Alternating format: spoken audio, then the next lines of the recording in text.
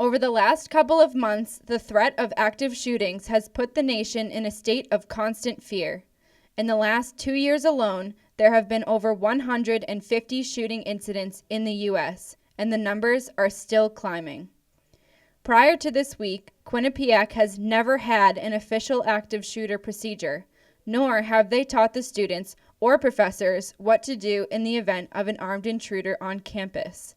However, on Monday, the Executive Vice President, Mark Thompson, sent an email to the university community stating the newly implemented protocol. In addition, the email listed training sessions, which, for the first time, are open to students, faculty, and staff. Chief of Public Safety, Edgar Rodriguez, says the feedback has been nothing but positive, and he also explained the university's two-part goal. Yeah, we've never had something in place, so this is going to be a work in progress.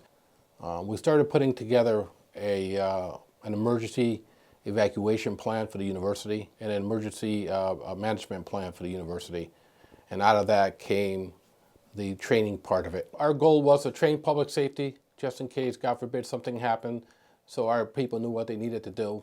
And the second part of this is now to train and awareness training for student, faculty, and staff. The active shooter awareness training sessions include a PowerPoint presentation and simulation video, as well as a Q&A. One student veteran asked why the university can't change its gun policy to allow students or professors to use their own registered guns when defending against a shooter. Why not change that? Well, I can tell you that. I think we got to leave that to law enforcement. That's number one. Number two, Okay. We don't know who's trained and who's not trained. We don't want a bunch of people running around campus with weapons on them, scaring people away or causing situations. So at this point in time, I think we want to leave it to law enforcement to handle that. What do you estimate would be the time of arrival from the time the active shooting first 911 dispatch call to the time your first officer or SRT or response team shows up on scene? Minutes. Minutes? Minutes. Minutes is a long time. Minutes. Quinnipiac University decided last year to add armed public safety officers to their staff. While these staff members are allowed to carry weapons on campus, page 67 of the student handbook states that possession, storage, transportation, or use of a firearm or other dangerous weapon is prohibited on campus. Without things like metal detectors or other scanning equipment, how does Quinnipiac know the only people bringing guns onto this campus are the 28 permitted armed officers? Right now it's on an honor system. I mean, we not only students, but faculty and staff. In the employee handbook, there's something that says that you're not allowed to have any weapons on campus.